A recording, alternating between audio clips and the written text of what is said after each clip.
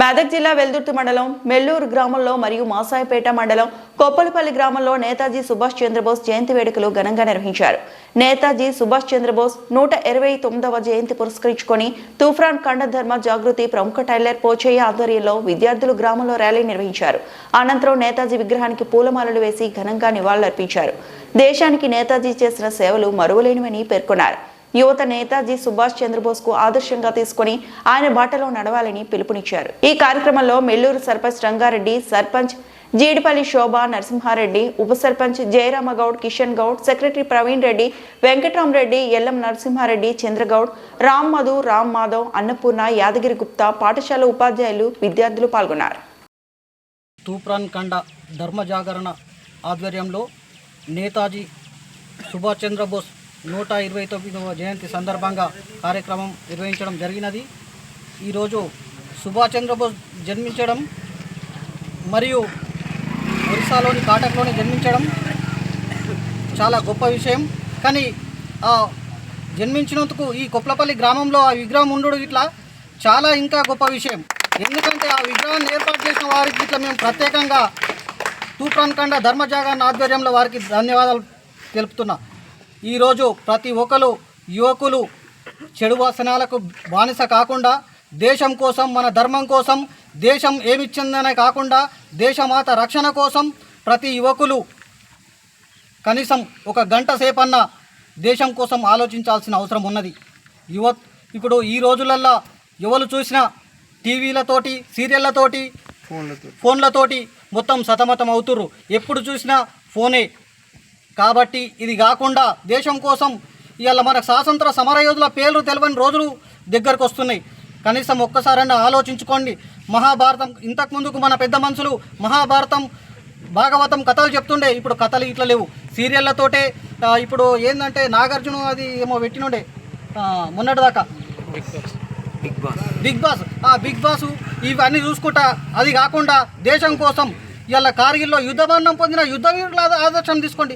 సినీ రంగంలోని ఉన్న సినీ హీరోలను అశ్లీల చిత్రాలు తీస్తున్న వాళ్ళని ఆదర్శంగా తీసుకోకండి. స్వార్థ రాజకీయ రంగంలోని ఉన్న డబ్బు మద్యంతో రాజకీయ రంగంలోని ఉన్న రాజకీయ నాయకులను ఆదర్శంగా తీసుకోకండి. మొన్ననే కార్గిల్లో యుద్ధ మరణం పొందిన యుద్ధ వీరులను ఆదర్శంగా తీసుకోండి. ఒక పరదేశీ నాయుడిని ఆదర్శంగా తీసుకోండి. ఒక వ్యాసును ఆదర్శంగా తీసుకోండి. ఒక తూప్రాన్ డిఎస్పీ మందు పాత్రలో బలైన బాలసుబ్రహ్మణ్యం ఆదర్శంగా తీసుకోండి. సిఐ వెంకటస్వామిని ఆదర్శంగా తీసుకోండి. కాబట్టి యువకులు ప్రతి ఒక్కరూ ఈ దేశం ఏమిచ్చిందనే కాకుండా ఆలోచించి మనం ఈ దేశం కోసం ప్రతి ఒక్కరూ సమయస్ఫూర్తితో, మనస్ఫూర్తిగా ఆలోచించుకోవాల్సిన అవసరం ఉందని కోరుకుంటున్నా. భారత్ మాతాకి జై. ప్రముఖంగా హాజరైనటువంటి సర్పంచ్ గారికి, పుర ప్రముఖులకు, తోటి ఉపాధ్యాయులకు, విద్యార్థులకు ఈ సందర్భంగా శుభాకాంక్షలు. ఆయన చేసినటువంటి కృషి గురించి ఎంతో ఘనంగా చెప్పుకోవడం జరిగింది. మన పాఠాలలో కూడా ఉంది. కానీ ఎక్కడైనా ఏ ప్రోగ్రామ్ అనేది జరిగితే ఎందుకు చేస్తున్నాం, ఏం చేస్తున్నాం, దానివల్ల ఏం నేర్చుకుందామనే ఒక ఆలోచన ఉండాలి. మీకు తెలుసు, స్వాతంత్ర సమరయోధులు, స్వాతంత్రం కొరకు పోరాడిన దేశ నాయకులు ఎంతోమంది ఉన్నారు. అందులో చెప్పుకో గొప్ప వ్యక్తి మన బోస్ గారు. అయితే మీకు తెలుసు, కొందరు స్వాతంత్ర సమరంలో పాల్గొన్నప్పుడు కొంతమంది అహింసా మార్గాన్ని ఎన్నుకున్నారు. కొంతమంది దెబ్బకు దెబ్బ అనే మనము మరీ అహింసతోని ఉండకుండా ఉంటే మనను విలువ గుర్తించలేరని ఇంకో పంతాను ఎంచుకొని పోరాడిన పెద్ద నాయకుడు అని చెప్పవచ్చు. మీరు అర్థం చేసుకోవచ్చు, స్వాతంత్రం వచ్చి మనకు స్వాతంత్రం ఇచ్చిపోయేటప్పుడు బ్రిటిష్ వారు ఒక కండిషన్ కూడా పెట్టడం జరిగింది. నేతాజీ సుభాష్ చంద్రబోస్ ఎప్పటికీ జన్మలో మీకు దొరికిన, ఎందుకంటే ఆయన అదృశ్యమైపోయింది. ఇప్పటివరకు బతికున్నాడా, అమరజీవిగా ఉన్నాడా, ఎలా అనేది ప్రపంచానికి తెలియకుండా మిస్టరీగా ఉంది. వాళ్ళు స్వాతంత్రం ఇచ్చిపోయేటప్పుడే మనకు ఒక కండిషన్ చెప్పారు. ఏమనంటే, జీవితంలో మీరు ఎప్పుడైనా మీకు కండిషన్లో భాగంగా నేతాజీ గారు కనిపిస్తే మాకు గొప్ప చెప్పాలని చెప్పడం జరిగింది. అంటే ఆయన ఎంత భయపడ్డాడో, బ్రిటిష్ సామ్రాజ్యం మొత్తం కూడా భయపెట్టినటువంటి వ్యక్తి నేతాజీ సుభాష్ చంద్రబోస్. ఆయన చేసినటువంటి కృషిని మనం అప్పుడప్పుడు గుర్తుంచుకొని ఈ విధంగా నెమరు వేసుకుంటూ మనము మన తెలియని వాళ్ళకి చెప్పాలని, నెక్స్ట్ జనరేషన్ కూడా చెప్పాలని ఇటువంటి ప్రోగ్రాం ఏర్పాటు చేసి కొప్పలపల్లి గ్రామంలో ముందుంచున్నందుకు వారికి కూడా ప్రత్యేక ధన్యవాదాలు తెలియజేస్తూ థ్యాంక్ యూ. ఇక సర్పంచ్ జీడిపల్లి నరసింహారెడ్డి గారికి, అదేవిధంగా పాఠశాల సిబ్బందికి, విద్యార్థినులకు, అదేవిధంగా మరి తోటి యువజనులకు మరి సుభాష్ చంద్రబోస్ గారి జన్మ వేడుకల్లో పాల్గొన్న అందరికీ కూడా నా యొక్క నమస్కారములు. సుభాష్ చంద్రబోస్ తాను 1897 జనవరి 23 రోజు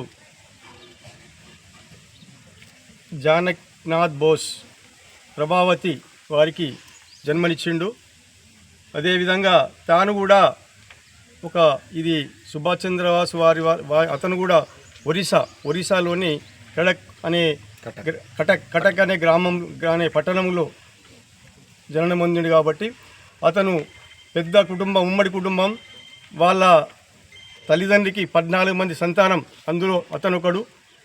కాబట్టి తాను మొదటి నుండి కూడా ఆ కుటుంబంలో మెరుగుగా ఉండి చాకచక్యంగా కూడా అన్ని విద్యల్లో కూడా తాను ముందంజలో ఉంటూ వస్తూ మొదటికి వస్తే మన స్వతంత్ర్యాన్ని కేవలము మన భారతదేశానికి ఇంగ్లీష్ వారు ఎవరైతే వ్యాపార నిమిత్తం వచ్చి ఇక్కడికి వచ్చి స్థావరాలు చేసుకొని వాళ్ళు మనల్ని బానిసలు చేసుకుంటూ మన మీద పెత్తనం చలాయించడం మొదలుపెట్టినప్పుడు దానికి అనుగుణంగా చాలామంది నేతలు ముందు కూడా వాళ్ళు మనకు స్వతంత్రం కోసం ప్రాణాలు అర్పించుకున్నారు. అందులో నేతలని అందరం అంటున్నాం ఇప్పటి వరకు.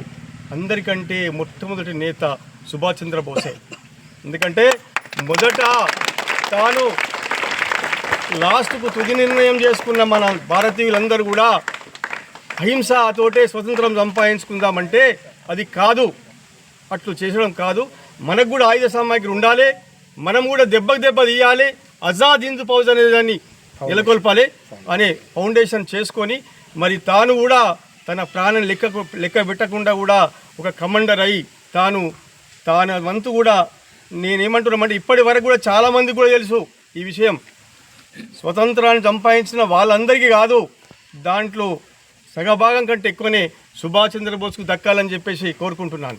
మరొకసారి మా కుప్పలపల్లి గ్రామంలో ఉన్నటి అందరికి కూడా ధన్యవాదాలు తెలుపు. స్వతంత్ర యోధులల్లా తనది కూడా ఒక గొప్ప పాత్ర.